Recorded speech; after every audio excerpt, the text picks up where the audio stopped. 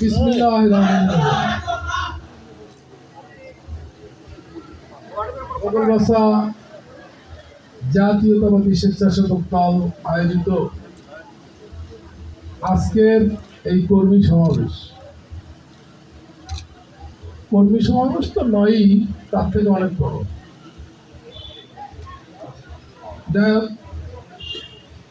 উপস্থিত এই কর্মী সমাবেশে সভাপতি, সদর থানা স্বেচ্ছাসেবক দলের আহ্বায়ক,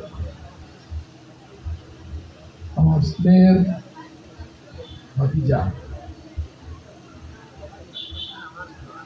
এখানে উপবিষ্ট স্বেচ্ছাসেবক দলের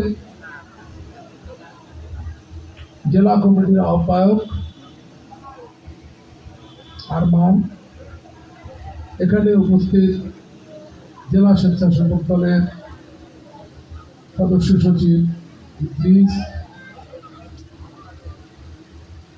উপস্থিত এখানে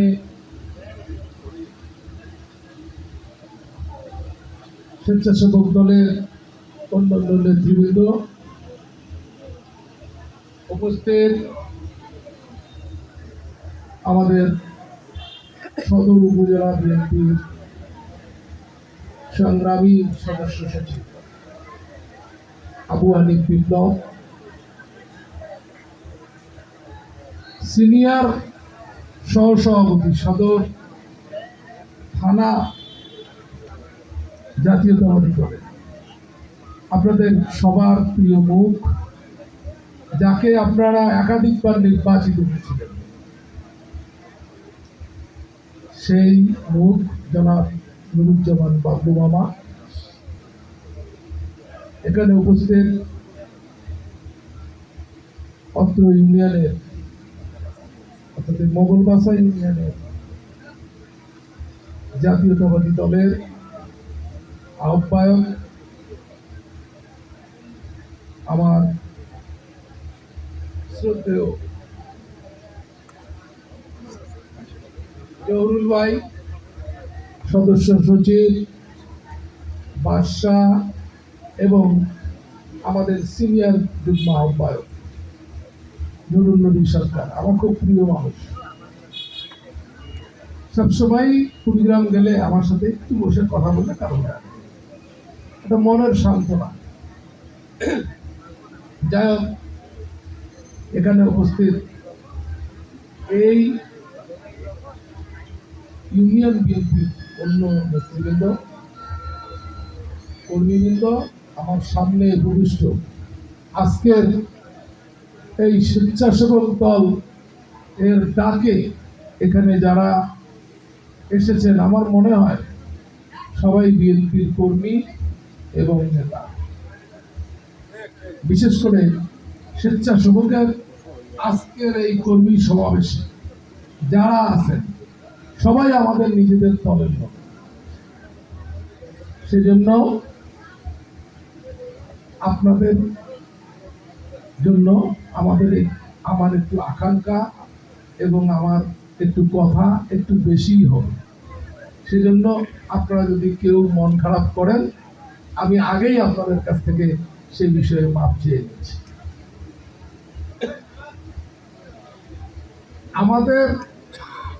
আমরা যে দল করি, বাংলাদেশ জাতীয়তাবাদী দল, সেই দল সৃষ্টি লগ্ন থেকেই কোনো না কোনো ভাবে ষড়যন্ত্রের শিকার। আপনারা একটু আগেও শুনেছেন, ষড়যন্ত্রের শিকার না হলে যে মানুষটি ভয়কে জয় করে নিজের জীবন নিজের হাতের মুঠোয় নিয়ে স্বাধীনতার ঘোষণা দিয়েছিল, তাকে স্বাধীনতা পরবর্তী এই অল্প কয়েক বছরের মধ্যে নির্মমভাবে হত্যা করা হয়েছিল। এটা কি ষড়যন্ত্রের অংশ নয়? অবশ্যই ষড়যন্ত্রের অংশ।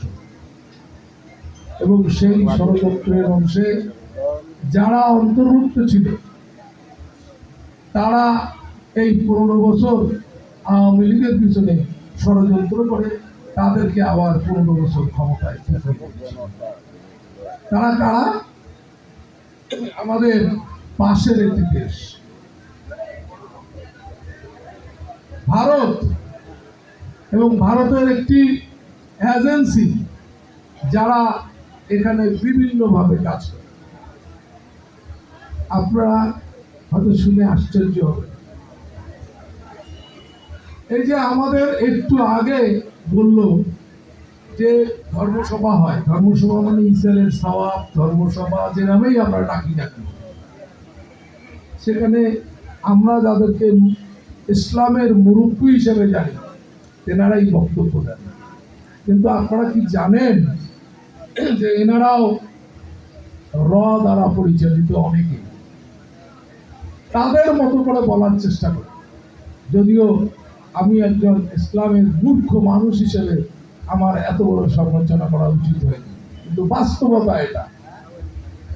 আমরা যারা বিএনপির নেতাকর্মী তাদেরকে এ কথা মানতেই হবে যে ষড়যন্ত্র যখন শুরু হয়েছে তখন জিয়াউর রহমানকে হত্যাকাণ্ডের মাধ্যম দিয়ে তখন একের পর এক যত ষড়যন্ত্র হয় সব ষড়যন্ত্রে ওই ভারতীয় গোয়েন্দা সংস্থা তাই।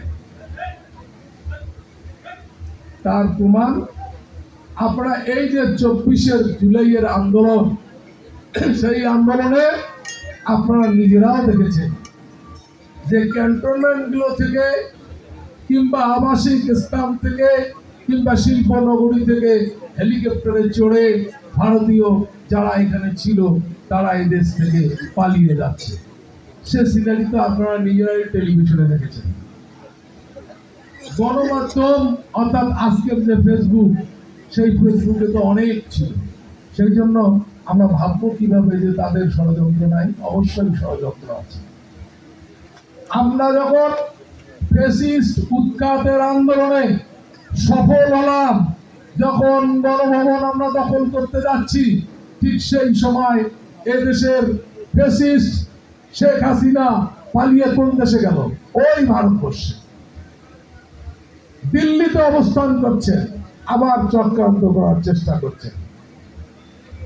সেই জন্য বলতে চাই, এই যে ছোট ছোট ইসলামকে নিয়ে যেগুলো এবং আওয়ামী লীগের যে ষড়যন্ত্র, সবকিছুর পিছনে ওই দিল্লির হাত আছে। আমাদেরকে নেতা কর্মীদেরকে অন্তত পক্ষে এ ব্যাপারে সজাগ থাকতে হবে।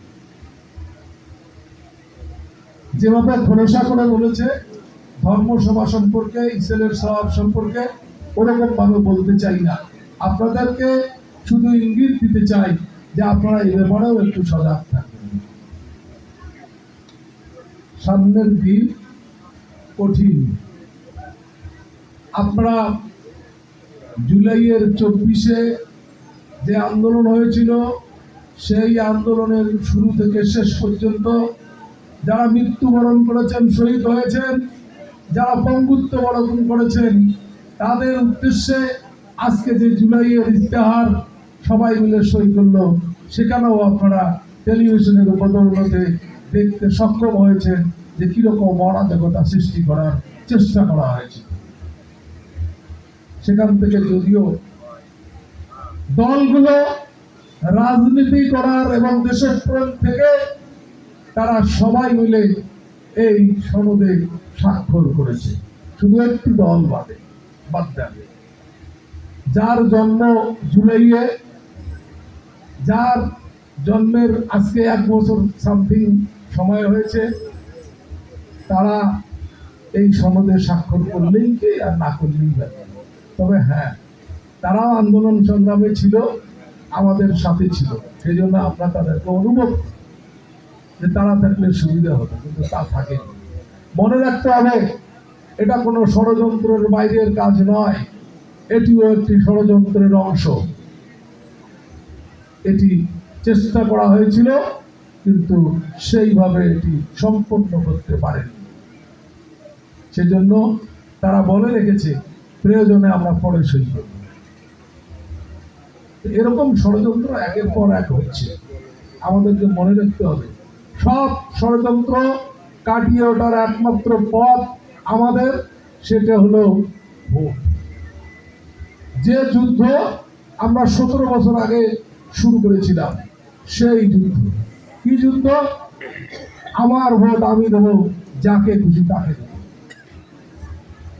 সেই জন্য আপনাদেরকে আমি বলতে চাই যে ভোট ছাড়া আমাদের কোনো উপায় নাই। কারণ আমরা ভোটের বাইরে, ভোটে নির্বাচিত হওয়া ছাড়া আর কোনো স্বপ্ন দেখি না। তাহলে সেই ভোটে যদি আমরা নির্বাচিত হতে চাই, তাহলে আমাদের কি করতে হবে? মানুষের কাছ থেকে তো ভোট দিতে হবে। আপনি তো একা গিয়ে আগের মতো এরকম ছাপ্পা মারিয়ে ভোট দিতে পারবেন না। তাহলে মানুষের কাছে যদি ভোট পাইতে হয়, তাহলে চাইতে হবে। আর চাইতে হলে সেটারও ধরন আমাদের পাল্টাতে হবে। আমি বিএনপি করি, আমি অমুক, আমি তমুক, এরকম কোনো ভাষায় মানুষের সাথে কথা বলা যাবে না। স্নেহের এবং বন্ধুত্বের আচরণ দিয়ে মানুষকে আবদ্ধ করতে হবে। তাহলে মানুষ আমাকে কেন ভোট দেবে? ধানের শীষকে কেন ভোট দেবে? আপনারা বলেন, আপনারা নিজেরাই বলেন বুকে হাত দিয়ে। যেখানে এত দল ভোট করছে, সেখানে বিএনপিকে কেন ভোট দেবে? যদি আমরা মানুষের কথা না বুঝি, যদি আমরা মানুষের মনের ভাষা না বুঝি, যদি মানুষ কি করতে চায় সেই কাজে যদি আমরা সহযোগিতা করতে না পারি, তাহলে তারা কেন আমাদেরকে ভোট দেবে? সেই জন্য আমি বলবো যে প্রত্যেকটি নেতা কর্মীর কাছে আমার অনুরোধ, আপনারা ওই সমস্ত শান শৌকত ছেড়ে দেন। আপনাদেরকে মানুষের কাছে নিচু হয়ে যেতে হবে এবং তাদের কাছ থেকে আপনাদের কাঙ্ক্ষিত যে আবেদন, সে আবেদন তাদের কাছে তুলে ধরতে হবে। অবশ্যই আপনারা কামিয়াব হবেন ইনশাআল্লাহ। সেজন্যই শুধু আমাদের এই যে অবস্থা, এই অবস্থার চারিত্রিক অবস্থাটা পরিবর্তন করতে হবে। গীবত গাওয়ার লোকের অভাব নেই। একটু আগে আপনারা শুনলেন আপনারা যে এইখানকার লোক আর একখানে গিয়ে বিএনপির নামে দুর্নাম করে। বিএনপির নামে দুর্নাম কেন? ষড়যন্ত্র করার লোকের অভাব নেই। 18 কোটি মানুষের বসবাসের দেশ, সবাই তো আমাদের লোক না। তবে হ্যাঁ, বিএনপিকে সংখ্যাগরিষ্ঠ মানুষ সাপোর্ট করে। আমরা কখনো তা ঘরে তুলতে পারি, কখনো আমরা ঘরে তুলতে পারি। বিশেষ করে আমাদের এই অঞ্চল আমরা কোনো সময়ই পারি না। যখনই নির্বাচন হয়েছে, তখনই ভিন্ন মতের এই বিএনপির বাইরে যারা, তাদেরকে আমরা নির্বাচিত করেছি। এটা আমাদের জন্য অত্যন্ত দুঃখের বিষয়। সেজন্য আমরা চাই আজকে এই জায়গায় আমি বলতে চাই, নমিনেশন যেই পাক, ভাগ্যের ব্যাপার। ধানের শীষ যার হাতে, আমরা তার সাথে এবং শেষ পর্যন্ত আমরা আমাদের সংগ্রাম চালিয়ে যাব, যতক্ষণ পর্যন্ত আমরা জয়লাভ করতে পারব। সেজন্য আপনাদের যে হাততালি দিলে হবে না, মুষ্টিবদ্ধ হাত রাখতে হবে একজন আর একজনের সাথে। দেখেন ফেসবুকেও ষড়যন্ত্র হচ্ছে, আর আমাদের লোকেরা কি করে দেখেন, যে ওই যে জামাতে ইসলামের যে সমস্ত ফেসবুক, আপনারা কম বেশি কিন্তু যারা ফেসবুক চালান সবাই জানেন, ওই ফেসবুক গুলোই দেখেন ওরা ওদের কথা কিভাবে বলে আর বিএনপির কিভাবে দুর্নাম করে। আর আমাদের যারা ফেসবুক চালায়, তারা দলের কে একটু ভালো চলতেছে, কে একটু ভালো নেতা হচ্ছে, এগুলো নিয়েই সমালোচনা। ভুলে যান, ভোট যেহেতু আমাদের লাগবে, আর ফেসবুকে মাথার কাছে গোল চিহ্ন দিয়ে দেখানোর দরকার নাই। যদি আপনারা বুঝে থাকেন তাহলে বুঝবেন যে এই গোল চিহ্ন দিয়ে দেখানোর দরকার নাই, কারণ ওই লোকের ভোটও আমাকে লাগবেই। যাকে আপনি গোল চিহ্ন দিয়ে ফেসবুকে দেখান যে এনাকে আপনারা কোনো কমিটিতে নেবেন না কিংবা কোনো জায়গায় স্থান দিবেন না, কিন্তু আমরা কমিটিতে না নেই, কিন্তু তার ভোটটা তো আমাদের লাগবে, লাগবে কি লাগবে না বলেন? তাহলে আমাদের তাদের সাথে এরকম বৈরী আচরণ করার কোনো মানে হয় না।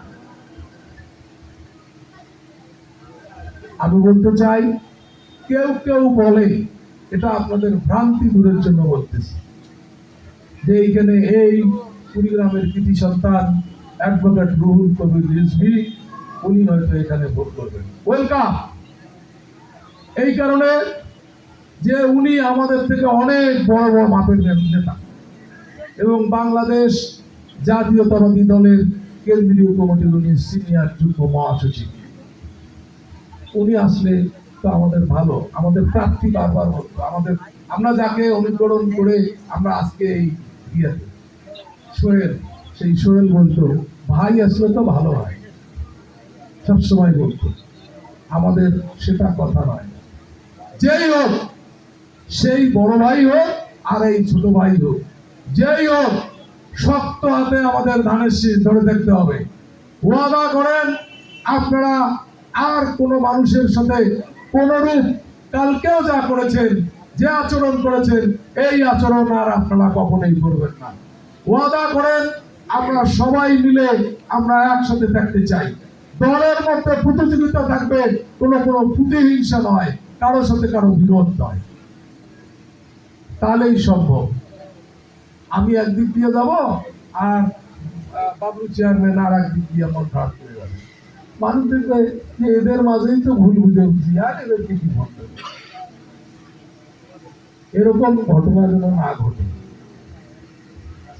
বিশেষ করে নেতা তো একজন, কর্মী তার অনেক থাকে, কর্মীরাই হলো নেতার চালিকা শক্তি।